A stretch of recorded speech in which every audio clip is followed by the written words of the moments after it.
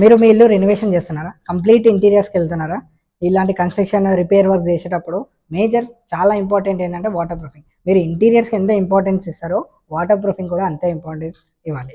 మీకు పెస్టిసైడ్స్ కానివ్వండి, లేదంటే వాల్లో పెయింట్ రాలిపోవడం కానివ్వండి, ఇవన్నిటికీ రీజన్ ఒకటి ఏంటంటే వాటర్. ఇలాంటి దగ్గర పాత రిపేర్స్ వర్క్లో వాటర్ ప్రూఫింగ్ పైన చాలా కాన్సన్ట్రేట్ చేయాలి. మేజర్గా వాటర్ ప్రూఫింగ్ ఎక్కడ చేయాలి? మేజర్గా వచ్చేసి వెట్ ఏరియాస్, ఎక్కడైతే వాటర్ పడతాయో ఆ areas, like wash area, bathrooms, ఇలాంటి యూటిలిటీ ఏరియాస్, ఈ ఏరియాస్లలో మీరు ఖచ్చితంగా వాటర్ ప్రూఫింగ్ అనేది చేయాలి. ఇక్కడ చూస్తే ఈ ఇంట్లో కూడా ఇల్లు కంప్లీట్ రెనోవేషన్ చేస్తున్నారు, కంప్లీట్ ఇంటీరియర్స్తో సహా. సో బాత్రూమ్స్ కూడా కంప్లీట్గా రెనోవేట్ చేయమని చెప్పాను కస్టమర్కి. ఓన్లీ ఫ్లోరింగ్ టైల్స్ చేంజ్ చేస్తే సరిపోతుంది అనుకుంటారు, కానీ పాత బిల్డింగ్లలో పైప్ లైన్స్ కూడా చెక్ చేసుకోవాలి. ఈ బిల్డింగ్లో వచ్చి మొత్తం మనకి ఐరన్ పైప్ లైన్స్ వచ్చాయి. ఒకసారి వస్తే మీకు చూపెడతాను ఈ బిల్డింగ్. ఈ బాత్రూంలో ప్రీవియస్గా ఏవైతే ఈ పైప్ లైన్లు ఉన్నాయో ఇవన్నీ ఐరన్ పైప్ లైన్లు ఉన్నాయి. సో దానివల్ల ఏంటంటే మనం కంప్లీట్ ఇంటీరియర్స్కి వెళ్ళిన తర్వాత ఐరన్ పైప్ లైన్లో ఎప్పటికైనా రస్టింగ్ స్టార్ట్ అయినాయి అనుకోండి, ఆ పైప్ల ద్వారా కూడా వాటర్ అనేది లీక్ అవుతాయి. సో కస్టమర్కి మనం ఏంటంటే ఈ పైప్ లైన్లు కూడా అన్నీ చేంజ్ చేసుకుంటే బెటర్ సార్, మీరు కంప్లీట్ రెనోవేషన్కి వెళ్తున్నారు కదా, ఇవి కూడా చాలా ఇంపార్టెంట్. అంటే సైడ్కి ఉన్న టైల్స్ అన్నీ తీసేసి మళ్ళీ పైప్ లైన్లు కూడా అన్నీ చేంజ్ చేసాము. ప్రీవియస్గా ఉన్న ఐరన్ పైప్ లైన్ అంతా తీసేసి మళ్ళీ సిపివిసి పైప్ లైన్ అనేది మనం ఇక్కడ పెట్టేసాం మొత్తం.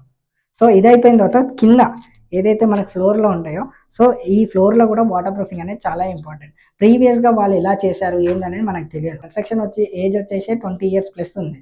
సో దాని లైఫ్ అనేది కూడా తగ్గిపోయింది. అక్కడికి వెళ్ళి కూడా వేరే రీజన్స్ వల్ల కూడా లీకేజ్ అనేది కావచ్చు. సో మనం ఏంటంటే కంప్లీట్గా వాటర్ ప్రూఫింగ్ చేస్తున్నాం.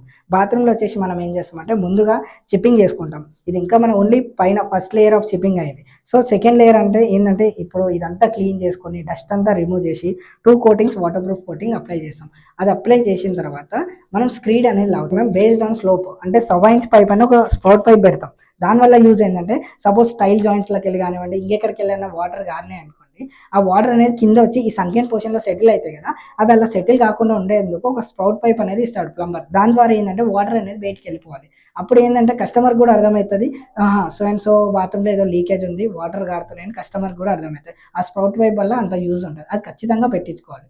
సో స్క్రీడింగ్ అనేది మనం చేసిన తర్వాత దానికి స్లోప్ ఇస్తాం ఆ పైప్కి. ప్లంబర్ ఏం చేయాలంటే ఈ నానీ ట్రాప్స్ కానివ్వండి, డ్రైనేజ్ పైప్స్ కానీ అన్ని సెట్ చేసుకోవాలి. అవన్నీ సెట్ చేసుకున్న తర్వాత బ్రిక్స్ అనేది జమ చేసి బ్రిక్స్ మధ్యలో మాల వేసుకుంటా బ్రిక్ బ్యాక్ కోబా అనేది అప్ టు లెవెల్ మనకి ఏంటంటే ఈ సంఖ్యన్ పోర్షన్ లెవెల్ వరకు మనం ఫినిషింగ్ అనేది చేసేస్తాం. ఫినిషింగ్ కూడా నీట్గా కలర్ ఫినిష్ చేసేస్తాము. కలర్ ఫినిష్ చేసిన తర్వాత దాని తర్వాత ఖచ్చితంగా ఒక 3 days వాటర్ పాండింగ్ పెట్టి చెక్ చేసుకోవాలి. సో ఇలాంటి మరిన్ని వీడియోస్ కోసం please follow my page. Thank you.